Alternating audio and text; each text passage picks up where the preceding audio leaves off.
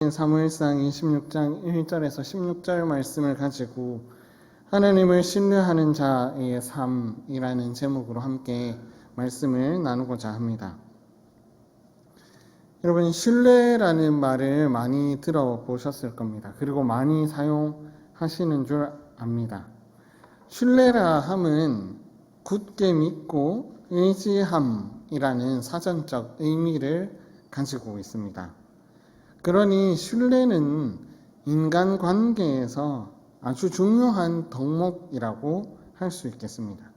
만일 인간관계에서 신뢰가 없다면 우리가 싫어하는 삭막한 사무적인 관계조차도 제대로 이루지 못한 채 서로를 의심만 하다가 끝나게 되는 그런 사회를 살게 될 것입니다. 우리 인간 사회에서도 신뢰가 아주 중요한데 하나님과 우리 사이에 있어서 신뢰는 얼마나 큰 문제이겠습니까? 하나님과의 관계에서 신뢰가 중요한 이유는 그냥 단순히 관계가 좋은 것을 넘어서는 문제입니다. 하나님을 신뢰한다라고 했을 때는 내 삶의 주인이 내가 아니라 하나님이심을 고백하는 신앙 고백입니다. 그리고 하나님을 신뢰하고 살아간다는 것은 신앙 고백적 행동이라고도 할 수 있습니다. 따라서 하나님을 신뢰하며 살아가는 것은 성도에게 있어서 아주 중요한 문제이고 최고로 가치 있는 일이라고도 할 수 있겠습니다. 사랑하는 성도 여러분, 저는 여러분들이 하나님을 신뢰하는 성도이신 줄을 믿습니다. 그러니 우리는 하나님을 신뢰하는 자로서 어떻게 살아야 하는지 성경을 통해서 알아야 합니다. 그래야 하나님의 마음에 합한 자로 더 성장하고 살아갈 수 있기 때문입니다. 따라서 오늘 본문인 사무엘상 26장에 나오는 다윗의 삶을 통해서 하나님을 신뢰하는 자는 어떻게 살아가는지를 살펴보고 우리 또한 다윗처럼 하나님을 신뢰하며 살기를 결단하는 오늘 이 시간이 되기를 소원합니다. 오늘의 이야기는요, 사울이 다윗을 죽이려고 하는 이야기로 시작합니다. 사울과 다윗의 관계는 이미 사무엘상을 살펴봐 왔듯이 관계가 좋지 않습니다. 다윗이 사울에게 쫓겨다니면서 지금은 광야에 숨어 있는 상태입니다. 그 숨어 있다는 소식을 사울이 듣고 다시 다윗을 잡아 죽이려고 그 광야로 들어가게 됩니다. 그래서 하길라 산 길가에 진을 치고 다윗이 어디 있나 살피는 중에 있습니다. 광야에 있었던 다윗은 사울이 광야로 들어온 것을 알았습니다. 그래서 사울이 진친 곳에 다윗은 정탐꾼을 보내어 확인까지 하게 된 것입니다. 그리고 다윗은 사울이 진친 곳에 가서 자신과 함께 사울이 어떻게 하고 있는지, 사울에게 가까이 갈 자가 누구인지를 물으며 함께 갈 자를 찾고 있었습니다. 그때에 다윗의 용사 중에 한 명이었던 아비새가 자신이 함께 가겠다고 이야기합니다. 그리고 그날 밤에 다윗과 아비새는 사울의 진영으로 내려갑니다. 그리고 사울이 누워있는 곳까지 가게 됩니다. 사울이 누운 것을 보니 사울은 자고 있고 그 곁에 창은 머리 곁 땅에 꽂혀 있으며 사울의 군대 장관인 아브넬과 그 백성들은 사울 주위에 둘러 누워 있었던 것입니다. 그때에 아비새가 다윗에게 이렇게 말합니다. 하나님이 오늘 당신의 원수를 당신의 손에 넘기셨나이다. 그러므로 당신에게 청하오니 내가 창으로 그를 찔러서 단번에 땅에 꽂게 하소서. 내가 두 번 찌를 것도 없겠습니다. 라고 다윗에게 이야기합니다. 아비새는 다윗을 위해서라면 무엇이라도 그리고 그 누구보다도 빠르게 일을 행하려고 하는 자였습니다. 참으로 다윗을 위한 충신이라고 할 수 있습니다. 그런데 여러분, 다윗이 아비새의 말을 듣고 나서 그렇게 하라고 명령할 수 있었지만 그렇게 말하지 않습니다. 오늘 본문 9절과 10절을 보면 다윗이 아비새에게 말하기를 죽이지 말라. 누구든지 손을 들어 여호와의 기름 부음 받은 자를 치면 죄가 있다고 말합니다. 또한 여호와께서 그를 치시겠고 죽을 날이 이르거나 전장에 나가서 망하게 될 것이다 라고 이야기합니다. 도대체 이게 무슨 말일까요? 여러분, 기회가 왔을 때 그 기회를 잡는 것이 성공하는 것입니다. 나를 치려고 하는 자의 그 원수의 목숨이 바로 내 손아귀에 놓여있는 상황입니다. 그렇다면 그 원수를 단번에 창으로 찔러서 죽이는 게 옳은 것이라 생각할 수 있습니다. 그런데 다윗은 그렇게 하지 않습니다. 그리고는 다윗이 아비새에게 말하기를 그의 머리 곁에 있는 창과 물병만 가지고 가자라고 이야기합니다. 우선 이해는 잘 가진 않지만 그렇게 다윗은 물병과 창을 가지고 떠나가게 됩니다. 이때 아무런 일도 없이 빠져나오게 되는데 이는 여호와 하나님께서 그 사람들을 깊이 잠들게 했기 때문입니다. 그리고 나서 다윗은 산 꼭대기에 올라가서 사울 진영에 소리칩니다. 그때에 다윗의 원수인 사울에게 소리치는 것이 아니라 아브넬이라는 군대 장관에게 소리칩니다. 어찌하여서 너의 주 왕을 보호하지 않느냐? 창과 물병을 내가 가지고 나왔는데 이것도 모르고 너는 잠들어 있느냐? 이렇게 말하면서 너는 마땅히 죽을 자다라고 말하고 있습니다. 여러분, 이 사실에도 조금 이상한 부분이 있습니다. 원래 같으면 적장에게 그것을 소리치면서 내가 창과 물병을 가지고 왔는데 너는 그것도 모르냐? 너희 군대는 형편이 없구나 라고 이야기를 해야 되는데 사울에게 말하지 않고 그의 부하에게 말하고 있으니 이건 또 조금 이상한 부분입니다.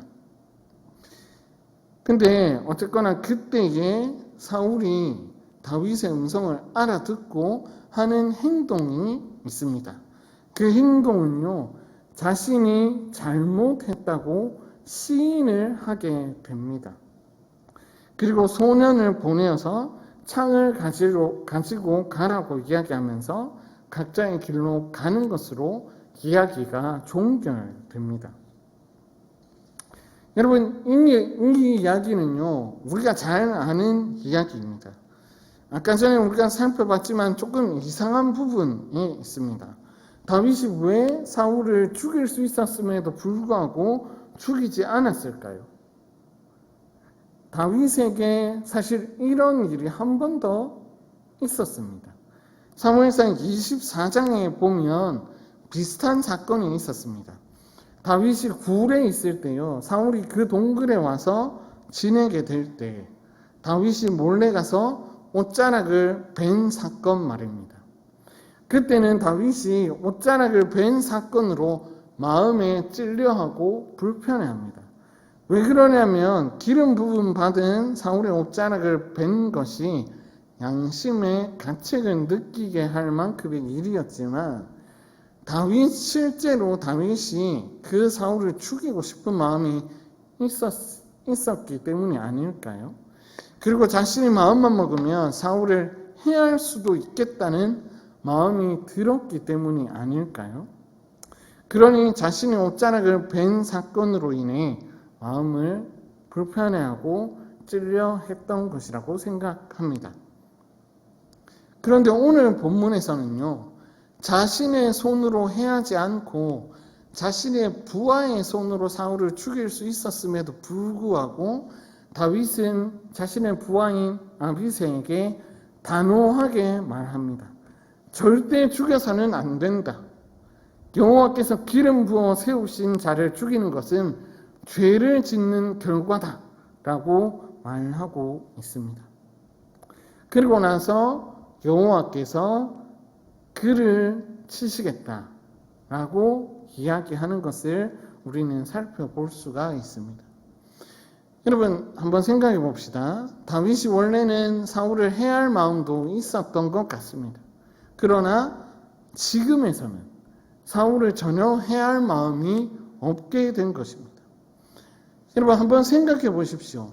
자신을 쫓아오는 사람이 있는데 그 사람이 계속해서 쫓아온다면 여러분은 어떻게 하시겠습니까? 지금 우리가 코로나 때문에 위협을 느끼고 두려워하고 떨리는 상황이 있습니다. 그래서 날씨가 더움에도 불구하고 마스크를 다 끼고 있죠. 그런데 여러분 실제로 어떤 사람이 나를 죽이러 쫓아온다면 그리고 그 시간이 길어진다면 정신병에 걸려서 아마 죽음을 택하지 않을까 이런 생각까지 하게 될 것입니다. 그런데 여러분 다윗은 오히려 그 사람을 죽이지 않고 그를 두라고 말하고 있습니다. 심지어 죽일 기회가 있었음에도 불구하고 그냥 둔 것입니다. 오히려 여호와 하나님께서 그를 벌하실 것이다 라는 믿음의 고백을 하고 있는 것입니다. 여러분 다윗은 어떻게 이런 결정들을 할 수 있었던 것일까요? 다윗이 이렇게 변할 수 있었던 이유는 바로 24장과 26장 사이에 있는 나발 사건 때문에 그렇습니다. 여러분 사무엘상 25장에 나오는 그 나발 사건이 다윗을 결정적으로 바꾸게 했다라는 것입니다. 나발의 이야기를 잠깐 이야기해보고자 합니다. 다윗이 바란 광야에서 지내고 있을 때의 이야기입니다. 다윗은 나발이 양털을 깎고 있다는 소식을 듣고 소년을 보내어서 나발에게 한 가지 청을 합니다. 나에게 은혜를 베풀어 주십시오 라고 이야기합니다. 그 은혜를 구한다는 것은 떡과 물과 고기를 달라고 하는 것입니다. 다윗이 그렇게 요구했던 이유는 다윗이 군대를 이끌고 그 자리에 있음으로 말미암아 거기에 적들이 침략하지 않고 평화롭게 지낼 수 있었기 때문에 우리가 배고프고 어려운 상황이니 은혜를 베풀어 달라고 공식적으로 요청했던 것입니다. 그런데 나발은 이런 지하에 그것을 거절합니다. 그런데 그냥 거절하는 것이 아니고요. 엄청난 모욕과 함께 거절하는데 이렇게 말합니다. 요즘에 각기 주인에게서 억지로 떠나는 종들이 많은데 내가 어찌 어디서 왔는지도 모르는 종떠이에게 주겠느냐. 이런 모욕을 다윗에게 선사합니다. 그 소식을 들은 다윗은 화가 끝까지 치밀었습니다. 그래서 그 말을 듣자마자 바로 자신의 부하들에게 칼을 차라. 내가 그를 죽이겠다. 라고 말합니다. 그래서 400명가량 되는 군대를 이끌고 나발을 죽이려고 출발합니다. 그 소식을 들은 나발의 아내인 아비가일이 급히 떡과 포도주와 요리한 양 5마리와 볶은 곡식과 건포도와 무화과를 가지고 다윗을 찾아갑니다. 그리고 그에게 줍니다. 그리고 아비가일이 다윗에게 말하기를 이렇게 말합니다. 다윗이여, 나발은 불량한 사람이니 개의치 마시고 그는 미련한 자이니 그냥 내버려 두시고 여호와께서 당신의 손에 피 묻히는 것을 지금 막으셨으니 주의 원수들과 주를 해하려는 자들은 나발과 같이 되기를 원합니다. 라고 아비가일이 다윗에게 말합니다. 그것을 들은 다윗은 고개를 갸우뚱하면서 아비가일의 다음 말을 듣는데요. 아비가일이 다윗에게 이렇게 말합니다. 다윗에게 말하기를 여호와의 싸움을 싸우시는데 악한 일을 어떻게 행하시겠습니까? 그 일 가운데 악한 일을 하지 마시고 오히려 생명이 있는 곳에 계셔서 그 생명이 당신과 함께 있기를 원하십시오. 이렇게 말합니다. 그 말을 들은 다윗은 화를 가라앉히고 나발을 치지 않고 다시 돌아가게 됩니다. 그랬을 때 25장 38절 말씀을 보면 결과가 이렇게 나타납니다. 여호와께서 나발을 치심에 그가 죽게 되는 것입니다. 다윗은 이 사건을 통해서 알게 된 것입니다. 자신이 여호와께서 기름 부으셔서 세운 자임을 확실히 알았습니다. 그리고 여호와 하나님께서 자신을 인도하시는 것 또한 알았습니다. 그리고 자신을 해하려고 하는 자들, 그리고 자신을 괴롭게 하는 자들을 여호와 하나님께서 치시는 것도 확신하게 된 것입니다. 그래서 다윗은 나발 사건을 통해 하나님께서 자신을 인도하시고 도우시는 것을 확신하고 신뢰하게 된 것입니다. 그러므로 다윗은 사울을 죽일 수 있는 기회가 다시 찾아왔음에도 불구하고 사울을 죽이지 않는 것입니다. 오히려 사울을 죽이지 않고요, 사울을 죽이려 하는 아비새에게 죄를 짓지 말라고 이야기합니다. 그렇다면 여러분, 하나님께서 실제로 사울을 어떻게 하셨는지를 살펴봐야 하지 않겠습니까? 우리가 뒤에 큐티 본문을 통해서 살펴보겠지만 사무엘상 31장에서 보면 사울은 블레셋과의 전투에서 죽임을 당하게 됩니다. 이는 아비가일이 말한 것처럼 사울이 나발처럼 된 것이며 다윗이 예언한 것처럼 사울이 전장에서 죽게 된 것입니다. 사랑하는 여러분, 놀랍지 않으십니까? 하나님께서 세우신 자에게 앞길을 하나님께서 인도하시고 보호하시고 마지막까지 책임지시는 것을 우리는 오늘 본문을 통해서 알 수가 있습니다. 그렇게 다윗은 하나님을 신뢰할 수 있었고 하나님께서 말씀하시는 대로 적극적으로 살 수 있게 된 것입니다. 그렇게 산 다윗을 성경에서는 어떻게 평가하고 있습니까? 사도행전 13장 22절 말씀에서는 이렇게 말합니다. 패하시고 다윗을 왕으로 세우시고 증언하여 이르시되 내가 이새의 아들 다윗을 만나니 내 마음에 맞는 사람이라 내 뜻을 다 이루리라 라고 말씀하고 있습니다. 다윗은 하나님을 신뢰하고 살아갔을 때 하나님의 말씀을 적극적으로 살 수가 있었습니다. 그렇게 적극적으로 살자 하나님께서는 그를 마음에 합한 자라고 평가하고 계십니다. 사랑하는 여러분, 우리는 어떻습니까? 우리도 다윗과 같이 하나님께서 죄 가운데 있는 우리를 부르셔서 예수 그리스도와 연합하여 예수님의 기름 부음에 참여하는 자로 우리를 불러주셨습니다. 그러므로 우리는 기름 부음에 참여하는 자로서 그에 합당한 삶을 살아가야 하는 성도인 것입니다. 그러므로 우리가 다윗처럼 하나님을 신뢰하며 살아가야 하는데 그것을 위해서는 두 가지가 필요합니다. 먼저 첫째는요, 다윗과 같이 하나님을 신뢰하는 기간이 필요합니다. 사실 우리의 삶을 돌아보면 알겠지만 하나님의 말씀대로 하나님의 뜻에 따라서 신뢰하며 살고 싶지만 하나님의 뜻보다는 나의 계획과 나의 지혜를 더 신뢰하며 우리 인생을 살아갈 때가 더 많습니다. 그래서 하나님께 기도하기보다는 내가 발벗고 나서서 그 일을 해결해야 속이 시원하고 다 해결할 수 있을 것만 같은 그런 마음이 듭니다. 그렇게 살다 보니 하나님은 온데간데 없고 나만 생각하고 내가 내 인생의 주인이 된 것 마냥 살아가고 있습니다. 그런데 여러분, 여호와께서 세우신 자들은 하나님을 신뢰하며 살고 있습니다.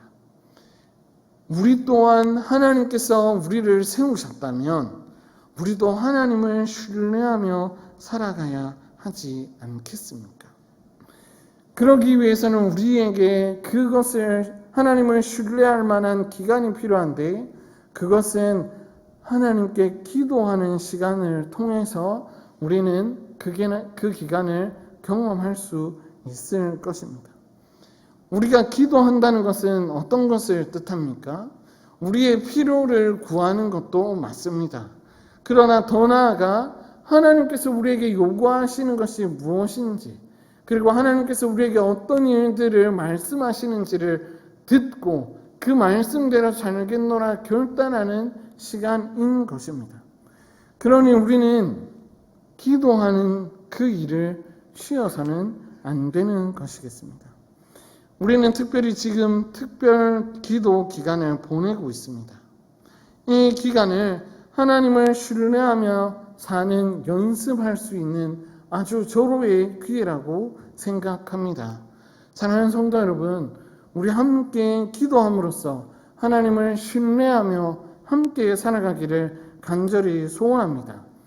그로 말미암아 하나님을 신뢰하며 살아갈 때 하나님께서 우리를 보시고 착하고 충성된 종아, 마음에 합한 자라고 평가하시는 그 소리를 들으시는 저와 여러분 되기를 간절히 소원합니다.